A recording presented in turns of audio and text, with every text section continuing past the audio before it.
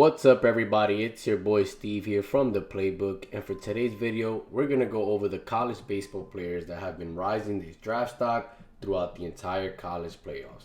And to start us off, we have Bryan with number 10.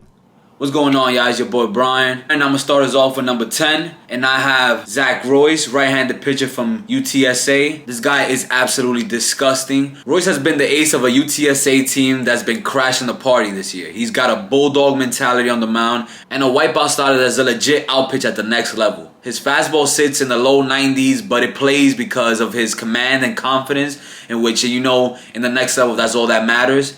How you can command your pitches and not leave stuff over the middle of the plate and missing your locations. Not a big name yet, but he's opened some eye with how he's been able to handle big moments. On the year, he has a 2.12 ERA, 82 strikeouts over 61 innings pitched, a nasty slider, very good commanding the fastball. And now to hand it off to my boy Vlad for number 9. What's up, y'all? It's your boy Vlad here. And at number 9, I have James Taussig from UTSA as well. Taussig is the heart of the UTSA lineup. The guy brings value in lots of ways, including clutch hitting, solid defense, and that glue guy presence every winning team needs. Especially in like a super regional scenario where you have to win 2 out of 3 games, or even a regional scenario where you have to just win at all costs. Having that guy that can just show up in that moment when everybody needs them is a great tool to have. Now passing it on to Steve for number 8. Thank you, Vlad. And at number 8 we have Kyle West from West Virginia. If West Virginia is going to Omaha, Kyle West is dragging them there. He leads the team in basically every power stat: OPS, slugging, home runs, on base, and he's doing it as a senior with a chip on his shoulder. Scouts love production, and he's stacking it. His approach at the plate is elite. As you can see, he's a pure hitter, and that bat definitely plays in the next level. You want a bat that shows up when the pressure's on? That's Kyle West. Well, there you guys have it. Now Bryan with number 7. And with number 7, we're going to have Gage Wood, right-handed pitcher out of Arkansas. Gage Wood is straight up electricity out of the pen. His fastball touches 96, and when he's on, it's just nasty. Arkansas has leaned on him in some big spots, and he's delivered. High strikeout numbers, low contact. He profiles as a legit late inning reliever in the pros, and this postseason he's giving scouts a preview of that. He has posted a 12.4 K per 9, and opponents are hitting 198 against him. He's legit just a closer, and it's just somebody that is just electric and fun to watch.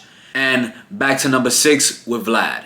All right, now number 6, I have Brendan Summerhill, outfielder from Arizona. Summerhill's season has been a comeback story. He missed time with injury, but returned looking even better. And now he's delivering huge in the Super Regionals. He's got above average power, good wheels, and plays a clean outfield. A player comparison would be like P. Crow Armstrong. It's the tools and the toughness that make him interesting to scouts. He's posting a .321 batting average with 9 home runs and has game-changing athleticism when healthy. He was a key piece in Arizona's win to make it to the College World Series, and the further he keeps going in the playoffs is going to rise his draft stock the way he keeps playing. And now passing it on to Steve for number 5. All right, at number 5 we have Roach Cholski, shortstop for UCLA. Roach is the guy who does everything right. He's hitting nearly .370 with 23 bombs and an on-base percentage over 500. Insane numbers for a shortstop. Usually, at that prime position, guys are just mainly contact hitter. This guy does it all. These are judge-like numbers at this level. His gloves, dependable. His footwork is crisp. And his eye at the plate is next level. He might not have the loudest tools, but his complete game screams pro ready. With UCLA making a big run in these playoffs, I see him just continue to bring his draft stock up. Nice home run swing, great defense, all-around player. That's that boy. All right, now we got Bryan for number 4. At number 4, we're going with Hiwa Aloy, shortstop out of Arkansas. Aloy is a superstar in the making. SEC Player of the Year, and he's earned every bit of it. Offensively, he's got a pop and consistency, and defensively, he's reliable with above average range. He's the kind of player that always in the middle of the biggest moments, and he's thriving under pressure right now as Arkansas is making a push. He's hitting .385 this year. Like I mentioned before, SEC Player of the Year. And his draft stock is just going nothing but up. And he also has a younger brother on the team as well. Another stud in the making. And you know what I mean? Just keep a lookout for Aloy in Arkansas. And now we're going with number 3 with Vlad. And now number 3, have Liam Doyle out of Tennessee, left-handed pitcher. Doyle's an absolute beast. He's throwing high 90s consistently and throws a slider that just drops off the table. His command's been dialed all year, especially in big SEC matchups. And in the postseason, he's just been dominant. He's shown what he can do. Even after throwing 100 pitches in his first start in the regional, comes back 2 days later to close the game against Wake Forest and just sitting 98-99. The Wake Forest coach even tried to call timeout to get him out of his game. He was just so locked in. He just basically told the batter he's fucked and continues to just strike him out with a 99-mile-an-hour fastball. He's been Tennessee's ace all year. Scouts love how polished he is. He was SEC Pitcher of the Year, and I believe he's a top 10 draft pick this coming July. And now passing on to Steve for number 2. And at number 2, we have Avi Arrieta, shortstop for Oregon State. Arquette's built like a future pro. He's got a big frame for a shortstop, which is rare, and he moves well for his size. The bat is loud for sure. He's driving balls gap to gap, and his approach at the plate has gotten more disciplined. Teams love players with upside and production, and Arquette's showing both.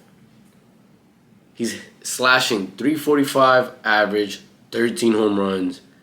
It's just like I say, big frame, big ceiling. The guy's an absolute stud. Oregon State is going to Omaha, and I see him being a big part of that, and I see him continue to dominate and potentially be a top 3 pick coming July. And for number 1, we're kind of all going to break it down. For number 1, we got my favorite, Jamie Arnold, pitcher, left-hand pitcher from Florida State. Jamie Arnold is him. Lefty with control, poise, and a filthy pitch mix. And like I said in previous videos, his pitch angle, his arm angle when he's pitching is very difficult for hitters to pick up. The fact that he throws 97, tops 99 sometimes from that angle with a great pitch mix, I think that's just very elite. I expect him to be top 2 in the draft, right behind Ethan Holiday. That 13 strikeout game versus Mississippi State might be the performance of the tournament. Split changeup had dudes spinning. With his fastball in the mid to high 90s, with serious life, but it's really the deception that's killing the hitters. He's looking like a top 5 pick and maybe the first college arm off the board. Well, there you guys have it. Those are the top 10 guys that are rising their draft stock here at the Super Regional.